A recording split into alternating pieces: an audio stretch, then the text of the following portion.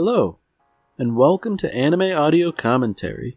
Today I'll be commenting on Episode 1 of Konosuba Season 3.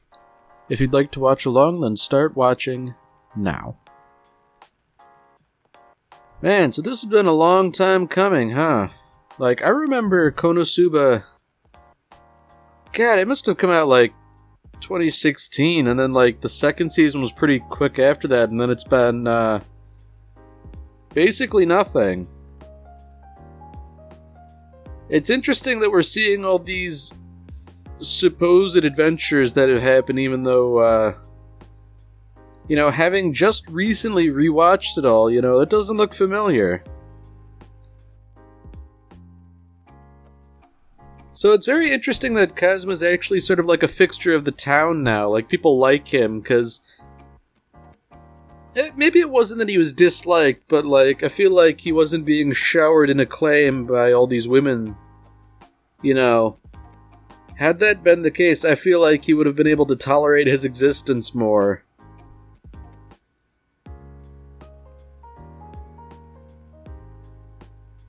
Wow, what a liar. I don't believe him at all when he says that. Oh, I believe in proper courtship. Oh dear, Kazuma.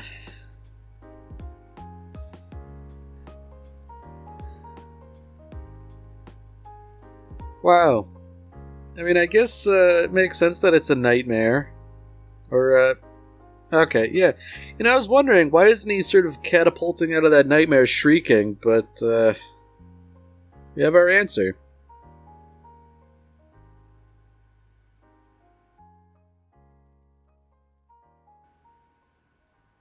Okay, so I'm wondering if maybe I'm missing something here, because they seem to be referring to events that perhaps we should know about. I'm perfectly willing to believe that maybe I missed the boat on something. Actually, now that I think about it, wasn't there a movie? There might have been. But, maybe I'll have to look into that at some point. I guess the salient point is whatever adventures they've gone on, it doesn't seem to have affected them permanently, except for Kazuma, who seems to be suffering from the overwhelming weight of his own success.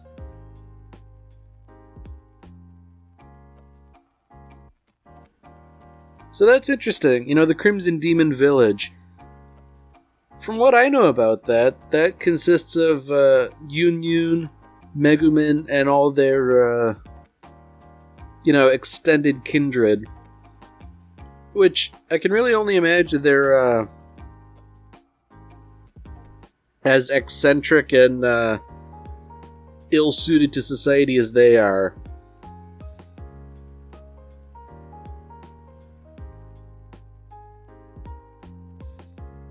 Yeah, something's definitely up with Kazuma, and I'm not sure precisely what it is.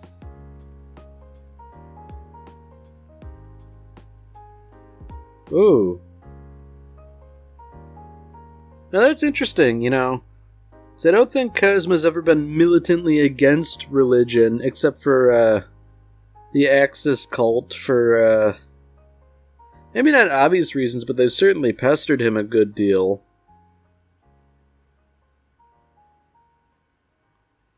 That was kind of an evocative bit of animation right there. When that liquid was pouring into the cup, that was either a spectacular demonstration of laminar flow, or they were getting a little lazy there. I choose to believe the former, personally.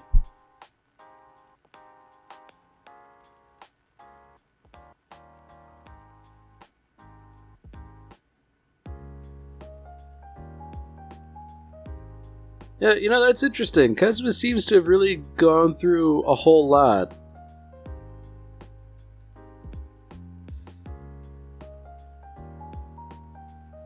Something tells me Aqua doesn't have much in the way of wisdom. Ooh. Yeah, I wasn't sure where Season 3 was going to go, but this certainly isn't the direction I assumed, I guess.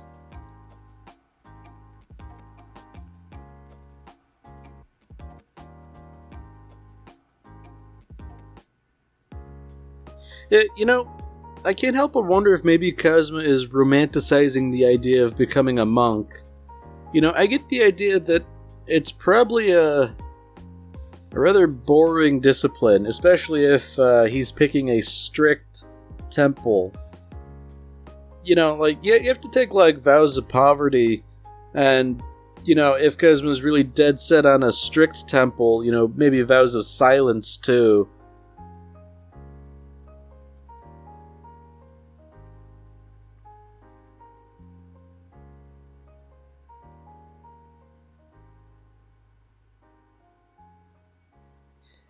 Something tells me that, against all odds, Aqua's probably got the right approach here.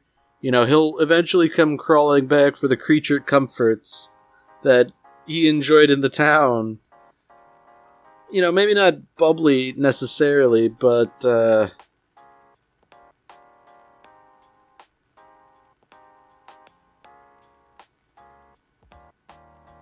it's an odd sort of melancholy tone here that they're trying to strike. And I guess it makes sense, without Kazuma around, who's Megaman gonna blow things up with? Because, nobody else really shares her enthusiasm. Not that Kazuma does, but, he would be the closest, I suppose.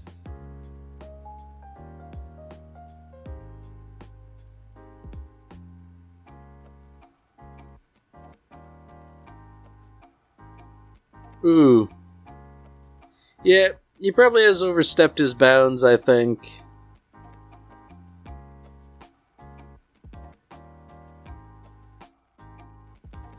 I imagine it's probably not a good idea to blow up a mountain when it's in such close proximity to you.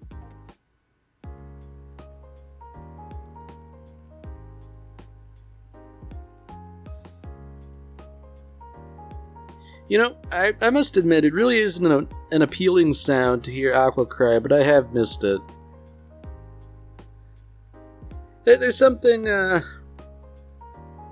guess, nostalgic about it, just hearing Aqua wail and cry and just generally sort of freak out.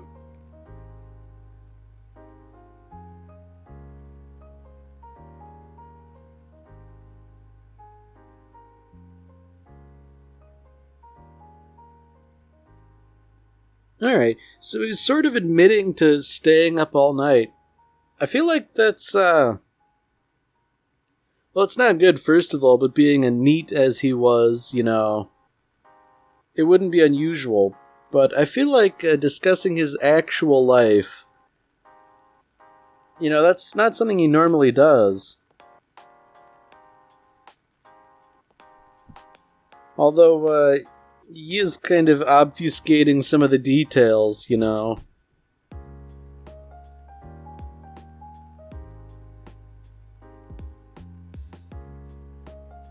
Man, some things really never change. It's almost as if, there hasn't been like a 5-year gap or whatever since the last season. I mean, I guess perhaps it's easier in the case of Konosuba because they have source material to adapt from, but the dynamic's the same. It's like nothing has changed, or no time has passed at all.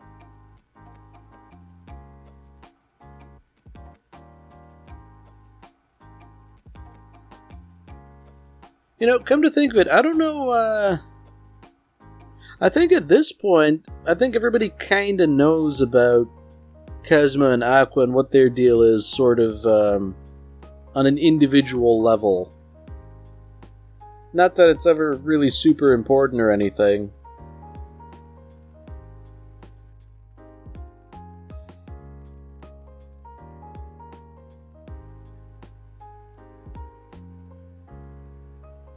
Now, it is interesting that explosions are rated on a 200-point scale.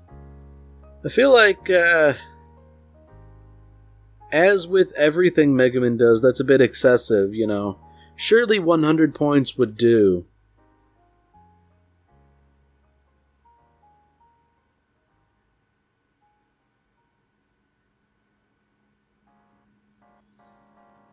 I think it's kind of gratifying that Cosma understands that perhaps being a monk isn't all it's cracked up to be. You know, there's a possibility life will continue to suck. I guess it's good that he knows that going in, but something tells me it's going to be rather prophetic.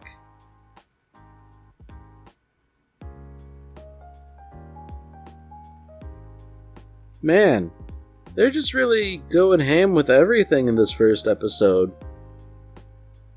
I mean, imagine that, hand-holding and uncensored and everything.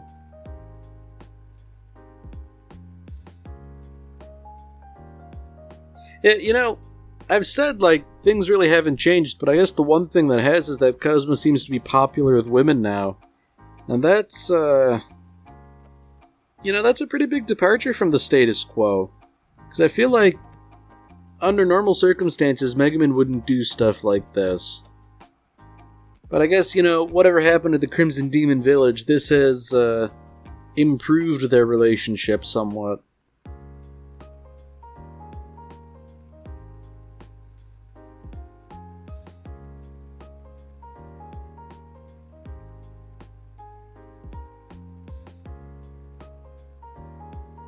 Ooh.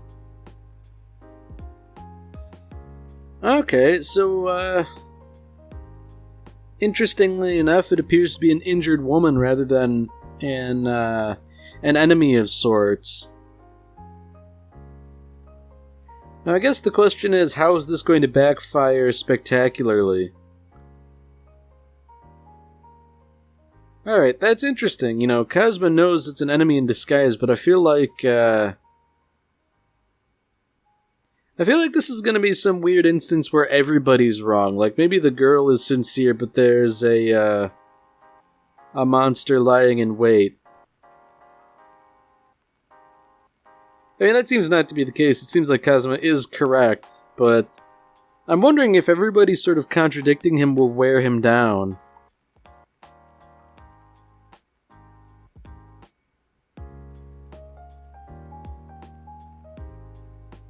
You know, it's interesting that it's succouring in Aqua, Darkness, and Megumin. Because, you know, I guess I wouldn't necessarily assume that they're all good-natured.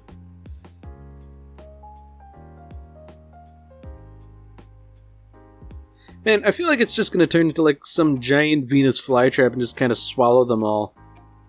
It'd be no less than what they deserve, really.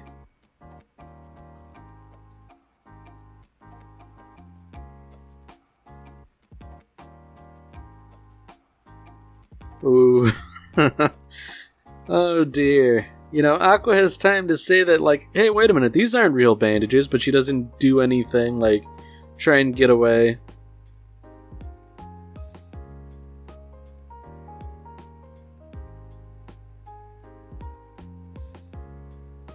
Okay, wow, like, this is, prolonged, I guess.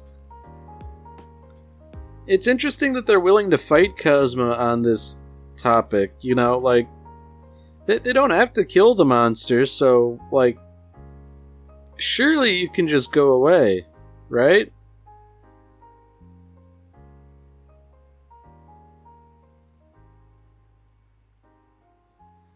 Yeah, you know, I feel like they really are just sort of dancing around the topic. Everyone could just leave.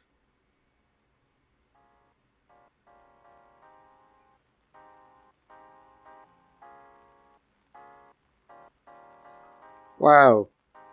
You know, that seems like singularly bad advice from Aqua. You know, just choose whatever's easiest in the moment if you're having second thoughts. That seems like a really good way to make the wrong choice.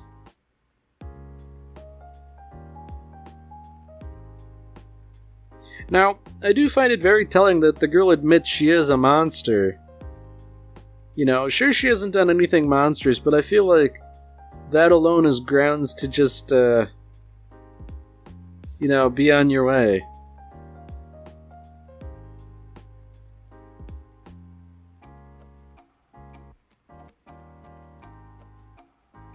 And, you know, it's nice, and I see what they're trying to do here. They're trying to manipulate us, the audience, but I feel like this is just going to snap back around and bite them in the rear.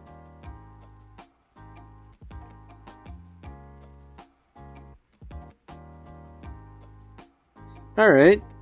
You know, maybe I'm wrong. They seem to have avoided consequences.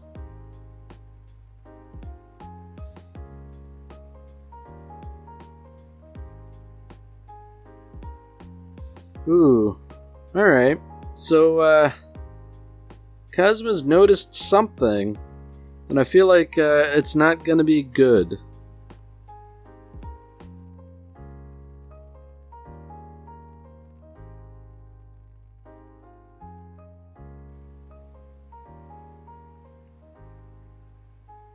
Alright. So that's interesting. You know, Kazuma's thinking altruistically. You know, hey, monster, don't hurt other people trying to become a monk. And, you know what, I'll bring you food daily and all that stuff. It's interesting that he's so dead set on this. Oh.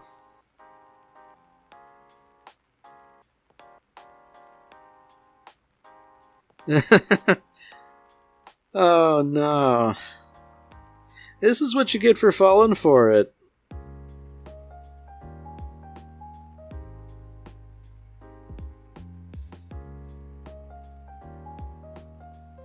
You know, this is sort of like the classic stuff I like. It's just clearly this evil, horrible creature. You know, it just kind of fits in with Kazuma and the rest. I mean, to practice out loud, like, how can I take advantage of these stupid travelers? I guess it's lucky for Kazuma that he can sneak around, but boy, I bet he feels real stupid. Oh, man. You know, the right thing to do would be to kill the creature at this point.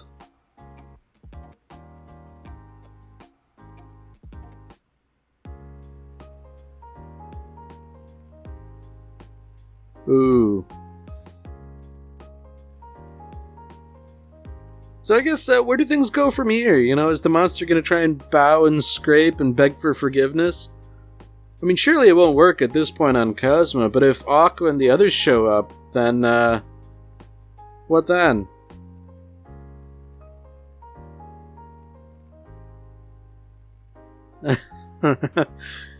Oh, that's all it took to disabuse him of this whole monk business. Man. You know, I can't say I blame him. He went into this with good faith, and he was thoroughly disabused.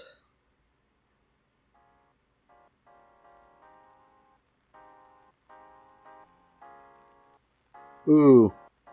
You know, I don't think it's a good idea to let Aqua have a hammer. Especially because that hammer, I think it's got, like, folkloric significance.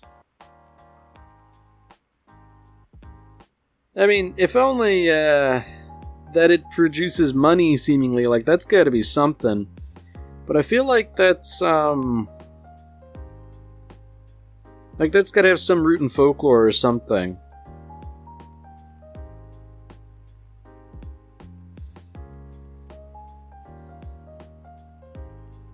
Man. You know, Kazuma no longer seems to be haunted by whatever that creature is. Man. Financial security. So I'm wondering, like, did they fall on hard times again? Because last I recall, Kazuma seemed to be pretty darn well off.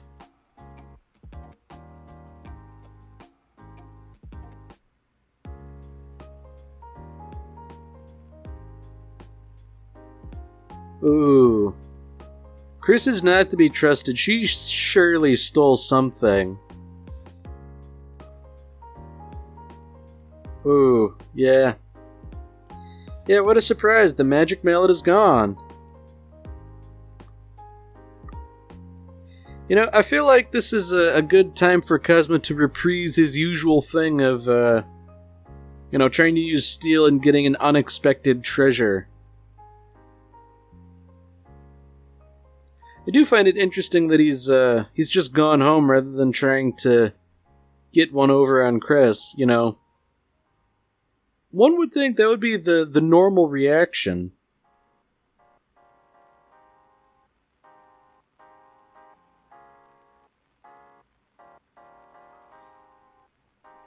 So this is interesting. A visitor. And, seemingly an important visitor. And, if I had to guess, he's definitely visiting on behalf of someone else. It is interesting that Aqua and Cosmo's first response is to accost him. They say you should never kill the messenger. Mainly because it's just kind of rude.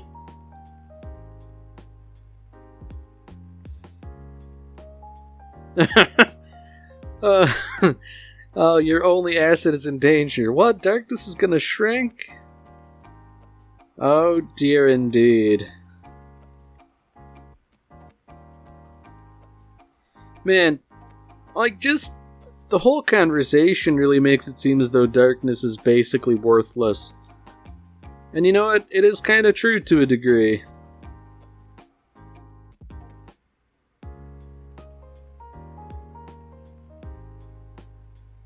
Alright, so I'm wondering, what's the deal here? Surely she can't be, getting an arranged marriage or something like that.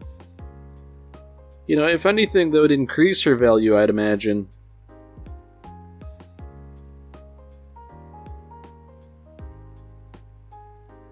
Ooh. An invitation from somebody really important to Cosmo. Iris the First Princess.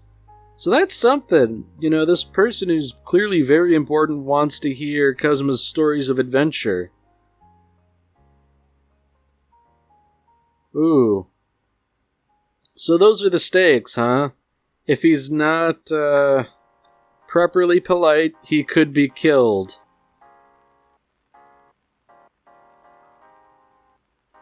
And seemingly this negatively impacts darkness, too.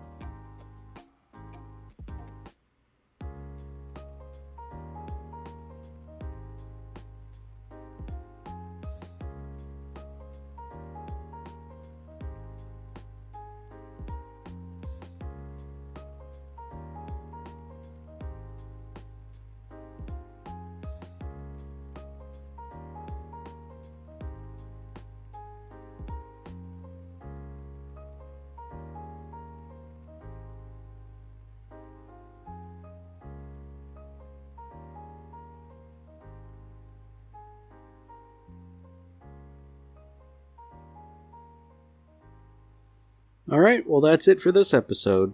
If you've enjoyed it, then by all means, tune in for the next one. See you, Space Cowboy.